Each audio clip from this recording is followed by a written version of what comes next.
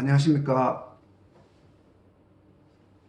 대구 경북 흥사단 평생교육원장을 맡고 있는 남병웅 단원입니다. 오늘은 동맹수련과 정의돈수에 대해서 같이 알아보도록 하겠습니다. 먼저 동맹수련에 대해서 말씀드리겠습니다.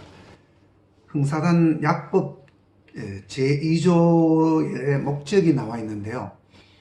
2조의 목적을 보면 본단의 목적은 무실역행으로 생명을 삼는 충이남류를 단합하여 정의를 돈수하며 덕체지 삼육을 동맹수련하여 건전한 인격을 지으며 신성한 단체를 이루어 우리 민족의 전도본령의 기초를 수립함에 있다고 되어 있죠. 흥사단은 우리 민족의 전도본령의 기초를 수립하는 목적 달성을 위하여 신성한 단체를 이루어야 하고, 또 신성한 단체를 이루기 위하여는 정의돈수와 동맹수련을 하여 건전한 인격을 지어야 한다는 것이죠. 혹시 이런 속담 들어보셨나요? 빨리 가려면 혼자 가고 멀리 가려면 함께 가라는 말이 있죠. 아프리카 속담인데요.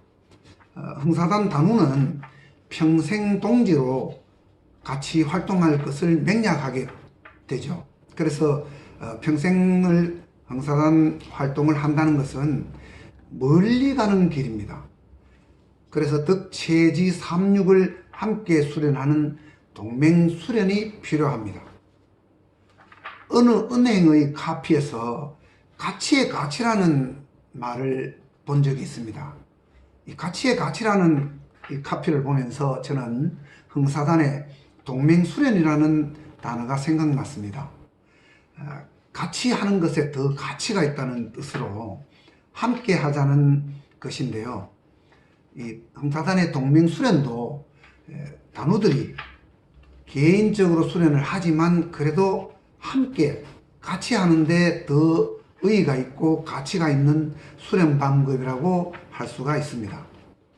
혼자서도 수련을 할 경우에 물론 혼자 수련 방법이 여러 가지가 있고 필요합니다.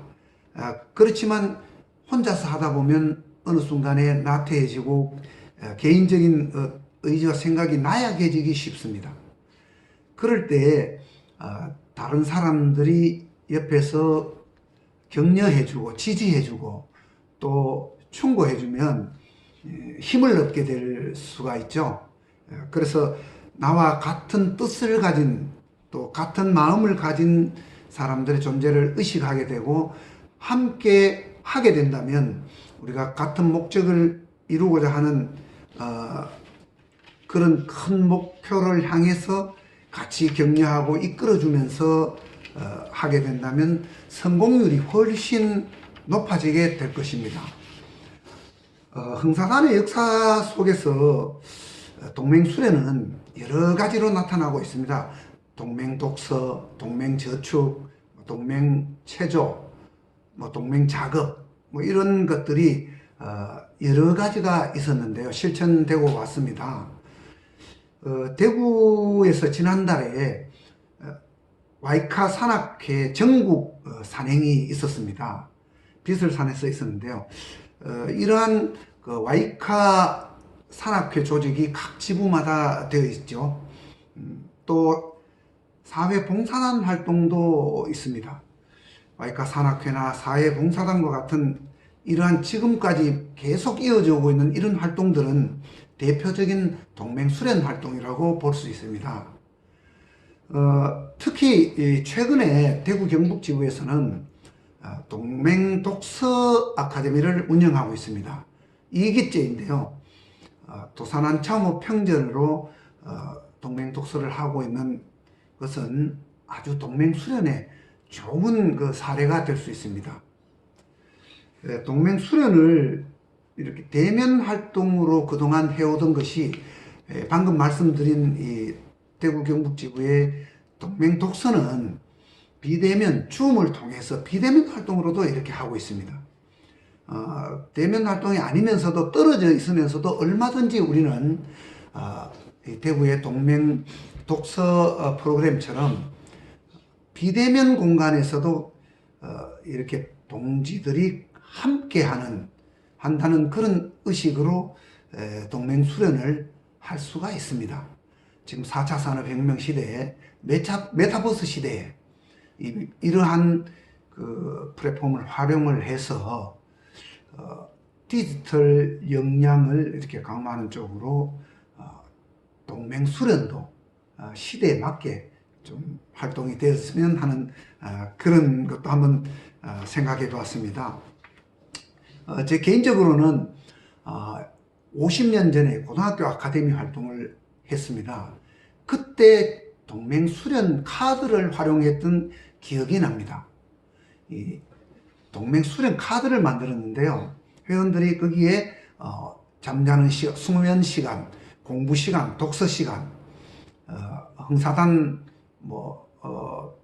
동맹 독서 시간, 또 집회 활동 시간, 그 집에서 집안일 도운 시간 등등 그 자기가 수련 활동했는 시간을 적어서 집회 때 나오면 또 제출해서 서로 그걸 갖고 또 이렇게 의논도 하고 벤치마킹도 하고 이렇게 했던 기억이 납니다.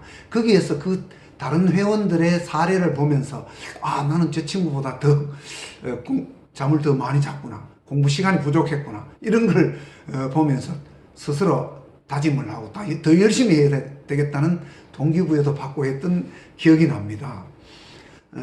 이렇게 동맹수련은 어떤 권위 있는 지도자의 일방적인 지도에 의존하지 않고 서로가 주체가 돼서 가르치고 배우면서 서로 이끌고 또 따르면서 함께 수련하는 방식이었죠. 그래서 이러한 동맹수련은 어떻게 보면 아주 민주적이고 협동적인 수련 방식이라고 할 수 있습니다. 이처럼 흥사단은 아주 그 수련을 중요시하고 있습니다. 초기에 이 흥사단은 수양단체, 인물을 양성하는 수련단체였다고도 할 수 있습니다.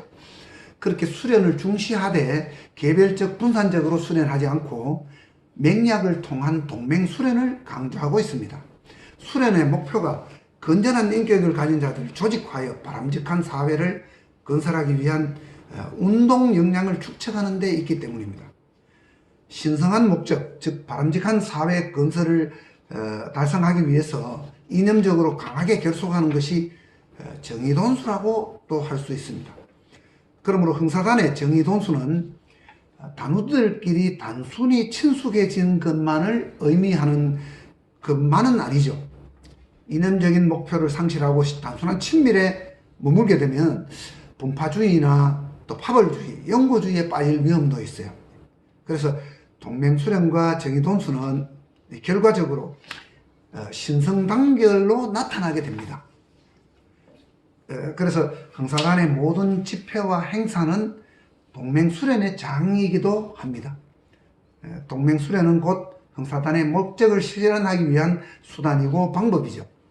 단후 개인의 인격수련이 동맹수련의 장에서 확인되기도 하고 동맹수련을 통해서 자아수련의 동기가 부여되기도 합니다.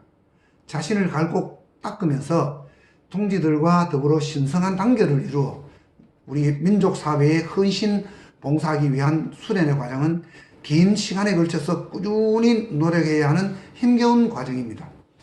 이러한 힘겨운 수련의 과정을 보다 능률적이고 확실하게 이행하기 위해서는 뜻을 같이 하는 동지들과 함께 수련하는 것이 필요합니다.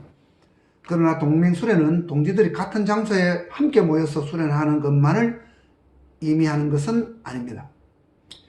장소 여하를 불문하고 동지들과 서로 명령한 바에 따라서 함께 나아가고자 노력하는 데 동맹수련에 참 뜻이 있습니다. 가장 기본적으로 우리가 매달 모여서 원래회를 하는데요. 이 원래회에 참여하는 것은 단후의 5대 임무 중에 하나죠. 단후가 함께 모여 신생한 단체를 이루는 동맹수련의 장이 가운데 가장 큰 것이 바로 원래회 참여라고도 할 수 있습니다. 도산 선생의 유훈이 가운데 12계명이 있습니다. 그 중에서 9번째 계명에 이런 이야기가 나옵니다. 동지와 동지 사이에 서로 사랑하는 정의를 전보다 더욱 두텁게 하라는 것이 구계명입니다. 이는 동지애를 더욱 돈독히 하라는 것으로 곧 정의돈수하라는 계명이라고 할 수 있습니다. 다음에는 우리 정의돈수에 대해서 말씀드리겠습니다. 정의돈수에서 정의라는 것은 서로 사귀어서 친하게 되는 것이고, 또 사람과 사람 사이에 서로 인정, 의리, 은혜, 사랑 등을 느끼게 되는 기본 정서를 말합니다. 도산 선생은 단우들에게 특히 정의돈수를 강조했습니다. 정의는 바로 친애와 동정의 결합이외다. 친애라 하면 어머니가 아들을 보고 귀여워서 정으로 사랑하며, 동정이라 하면 어머니가 아들이 당하는 고와 낙을 자기가 당하는 것 같이 여김이다. 그리고 돈수라 하면 정의를 더 커지게, 더 많아지게, 더 두터워지게 한다 함이다. 신뢰 형성은 곧 정의돈수하는 것이다. 성사단의 핵심 강령인 건전인격과 신성단결은 바로 신뢰성 확립을 바탕에 두고 있습니다. 인격 수련의 필수 요건도 바로 신뢰성 확립이라고 할 수 있습니다. 이처럼 동사는 정의돈수라는 것이 인생 수련, 그 중에 특히 이 단체 생활 수련의 중요 항목으로 치고, 피차 간의 정의가 돈수되는데 우리 담소법이라고도 했습니다. 아무리 이론적이라도 동지라 하더라도 피창이 애정이 없고는 정말 진정한 동지가 못 된다는 것이죠. 떠나면 보고 싶고 만나면 반갑고 그가 이 세상에 있거니 하는 대견한 그러한 애정으로 서로 뭉쳐야만 비로소 평생의 동지로 뭉칠 수 있고 힘을 발할 수 있는 것입니다. 교약과 서약으로 형식적 단결은 치를 수 있으나 그것을 참으로 단단하게 붙이는 것은 정과 의를 깊게 함이라고 도산 선생은 반복해서 말씀하셨습니다. 우리 단우들은 각 지부에서 분회에서 원리배를 하게 되면은 항상 2부에 희락회를 해왔습니다. 그것을 전통으로 하고 있었는데요. 안타깝게도 코로나 시대에 와서는 희락회가 거리두기 지침에 의해서 사라졌습니다만, 그동안 이런 그 희락회를 꼭 하고 했는데 이것이 바로 정의돈수와 아주 관계가 있는 것이죠. 희락회를 통해서 단우들 간에 정을 나누고 친밀도를 높이고 즐거운 회의가 되도록 했습니다. 또한 1년에 한두 번 정도 단우정담회라는 것을 또 해왔습니다. 거기서 단우들 간에 서로 허심탄회하게 이야기를 하고 서로를 알아가고 정을 나누고 이렇게 해왔습니다. 그런 것들이 어떻게 보면 이 정의돈수 활동이라고 할 수 있었죠. 이러한 힘을 기르는 방법의 하나로 도산 선생은 사랑과 정의돈수를 강조하였는데요. 힘을 기르는 아주 중요한 요소, 즉 공동체의 가장 핵심이 되는 힘을 기르는 요소가 사랑이라고 봤습니다. 사랑을 통해서 끈끈하게 엮어지면 그것이 곧 단결이 되고 힘으로 나타난다고 이렇게 보신 것이죠. 그래서 도산 선생은 항상 훈훈한 마음으로 빙그레 웃는 얼굴을 제시하셨고, 구체적인 실천 방법으로 힘을 기르는 방법 중에 한 가지로 정의돈수를 말씀하셨습니다. 이 정의라는 단어는 도산 선생께서 만들어낸 창의적인 용어입니다. 그래서 정의를 더욱 두텁게 닦는다는 말이 정의돈수입니다. 그래서 도산은 이 인간의 따뜻한 정감을 통해서 우리들에게 공동체 의식을 굳게 해야 한다고 생각하셨죠. 사랑이라는 감정은 누구에게나 있지만 그 실천이 결코 쉽지 않았습니다. 남을 사랑하는 것도 의식적인 노력을 통해서 하는 것이 필요하다고 생각하시고 샘물도 퍼낼수록 더 잘 나오듯이 인간의 사랑도 노력해야 한다고 말씀하셨습니다. 이러한 정의 돈수와 관련된 도산의 말씀을 소개해 드리자면 이러한 것들 있죠. 서로 사랑하면 살고 서로 싸우면 죽는다. 우리는 어디를 가든지 정의돈수 4글자에 의지해서 삽시다. 왜 우리 사회는 이렇게 차오, 훈훈한 기운이 없어? 서로 사랑하는 마음으로 빙그레 웃는 세상을 만들어야겠소. 그래서 어린이는 방그레, 젊은이는 빙그레, 늙은이는 번그레, 뭐 이런 빙그레 번그레 미소 운동도 펼치셨고요. 또 사회에 정의가 있으면 화기가 있고, 또 화기가 있으면 흥미가 있고, 흥미가 있으면 활동과 용기가 있다고 하셨습니다. 또 남을 사랑하고 나를 먼저 사랑하고 남을 사랑하려면 나 자신부터 사랑하고 남을 사랑하는 일을 공부해야 된다고 하셨어요. 공부하고 훈련하고 수련해야 된다. 그래야 나도 사랑할 줄 알고 남도 사랑할 줄 안다고 강조하셨습니다. 도사는 상해 임시정부 시절에서도 사랑하기 공부를 역설하셨습니다. 그래서 그걸 또 실행을 하시고 그 시절 도산과 함께 지낸 주요한 선생에 의하면 도산은 사랑하기를 공부를 위한 노래까지 지어서 불렀다고 합니다. 도사는 시를 읽듯이 노래의 후렴을 부르듯이 감격에 넘치는 표정과 의조로 이런 노래를 불렀습니다. 사랑하기 공부의 노래인데요. 너도 사랑을 공부하고 나도 사랑을 공부하자. 남자도 여자도 우리 2천만이 다 서로 사랑하기를 공부하자.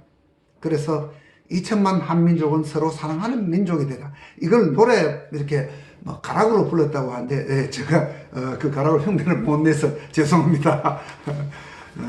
하여튼 이런 그 사랑하기 공부하자는 이런 그 말씀을 아주 즐겨 하시고 노래 부르듯이 이렇게 참 흥얼거리고 하셨다고 합니다. 그러면서 또 동지들에게 인격 수련의 지침으로 정의를 기르는데 7가지 중요한 점을 말씀하셨어요. 이 내용은 1926년 동지들에게 주는 글에서 나오는 내용입니다. 무정한 사회와 유정한 사회라는 글에 그 내용에 나오는 부분입니다. 그 7가지 정과 의를 기르는데 주의해야 할 점으로 첫째가 남의 말에 남의 일에 개의치 말라. 너무 남에 간섭하지 말라는 거죠. 둘째, 개성을 존중하라. 도선생님 말씀 중에 그런 내용 있지 않습니까? 둥근 돌이나 모난 돌이나 다 쓰이는 장체가 있는 법이니 다른 사람의 성격이 나와 같지 않다고 해서 나무랄 것이 아니다. 강한 이 말씀은 아주 요즘 널리 쓰여지고 있죠. 그리고 셋째는 자유를 침범하지 마라. 각 개인의 자유가 있는데 이걸 내 마음대로 이렇게 저렇게 하라고 이렇게 하지 말라는 것이죠. 넷째는 물질적으로 의뢰를 하지 마라. 흔히 우리 그 친구들 사이에 친한 사이에 막 어려우면 막 돈 빌려달라고 하고 이런데 그렇게 안 되면 관계가 틀어지고 이런 경우들이 많죠. 그래서 도산 선생님께서는 이런 그 물질적으로 의뢰를 하지 말라고 말씀하셨어요. 또 서로 의뢰를 했더라도 요거를 안 줄어든다고 하더라도 정의를 상실하지 말라고 이렇게 말씀하셨습니다. 우리 흔히 보면은 빌려달라고 했다 안 빌려주고 뭐가 안 되면 막 그때부터 우리 경상도 표현인데 삐지고 이런 경우들이 막 그때부터 관계가 소원해지는 경우들이 참 많았습니다. 그래서 그런 점을 주의하라고 말씀하셨고요. 5번째로 정의를 혼동하지 말라. 즉 부부 간의 정의가 다르고 부자 간에 다르고 친구 간에 또 동지 간의 정과 의가 다른데 이걸 또 같은 동지라고 해도 또 친소 간에 더 친한 분이 있고 덜 친한 분이 있으면 또 정분이 다를 수가 있는데 누구는 더 좋아하고 또 덜 좋아한다고 해서 나무라지 말라는 이야기입니다. 여섯째, 신의를 확수하라. 약속한 것을 꼭 지켜야 서로의 정의가 무너지지 않는다, 이런 이야기고요. 일곱 번째로 예절을 존중하라는 것입니다. 우리나라 사람들은 친한 사이에 보면 막 말도 함부로 하게 되고 이런 경우들이 참 많은데, 제가 요즘 커뮤니케이션, 소통 강의, 바람직한 대화 기술 뭐 이런 강의도 하는데, 여기 보면 역시 이런 내용을 제가 강의에서도 말씀을 드리고 있는데요. 아주 부부 사이에도 그렇고 친한 친구일수록 서로 예의를 지키는 게 참 필요한 것 같습니다. 도산 선생님께서는 이렇게 아주 벌써 100여 년 전에 이런 7가지 서로 우리가 정과 정의를 나누는데, 돈독히 하는데 아주 주의해야 될 점을 이렇게 말씀하셨어요. 요즘 와서도 그대로 제가 강의장에서 가서도 이대로 통용되는 걸 보고, 참 도산선생님께서 일찍이 참 이렇게 해안을 가지셨다, 이런 말씀을 드립니다. 그래서 도산선생은 이 사랑을 공부해야 한다면서 사랑하기 공부를 내세웠는데, 그 사랑하기 공부의 방법과 원리로 정의돈수를 주장했죠. 이제 정의는 나하고 남 사이에 따뜻하고 마땅한 사랑과 인정을 뜻하는 건데요. 그것을 돈수, 즉 도답게 닦는다는 의미입니다. 쉽게 표현하면 바로 정의돈수는 사랑하기 정신을 닦고 기른다는 말입니다. 사랑하기 공부라는 이야기죠. 그래서 사랑이 충만한 사회가 된다면은 이 사회가 존중하고 이해하고 하는 그런 사회가 될 것입니다. 그리고 또 이 사랑하기를 말로만 하는 것이 아니고 날마다 힘쓰게 되면 그것이 곧 습관이 되고, 또 습관이 성이 되고 성품이 되면 그것이 덕이 된다고 하였습니다. 사랑하는 공부를 통해서 날마다 사랑하기를 힘쓰면 사랑하는 것이 습관이 되고, 습관이 성품이 되고, 성품이 되면 또 사랑할 수 있는 힘과 지혜의 덕이 된다는 것입니다. 결국 이렇게 지혜의 덕을 갖추는 그런 분은 결국은 선비죠. 덕을 갖춘 사람은 선비입니다. 흥사단은 이 선비 사자를 이렇게 벌려서 새 모양으로 도안을 한 것을 흥사단의 상징으로 쓰고 있습니다. 그 상징이 되는 새는 바로 기러기죠. 기러기를, 선비 사자를 기러기와 같이 합성을 해서 형상화한 것이 바로 흥사단의 상징입니다. 기러기는 반드시 때를 지어서 멀리 날아갑니다. 함께 가는 거죠. 함께 가려면은 멀리 가려면 함께 가라고 하는 그 속담처럼, 이 기러기가 멀리 날아가기 위해서 때를 지어서 같이 아주 질서 있게 단결을 해서 날아갑니다. 결국 이 서로 의좋게 단결해서, 즉 정의돈수의 뜻을 받들고 있는 것이 바로 이 흥사단의 선비상화한 그 상징입니다. 흥사단 이 상징조차도 우리 이런 이 상징 안에 정의돈수와 동맹수련의 뜻이 담겨 있는 것입니다. 단호동지 여러분, 우리는 이 흥사단에서 평생을 같이 가는 동지로서 멀리 가야 하기 때문에 함께 가야 합니다.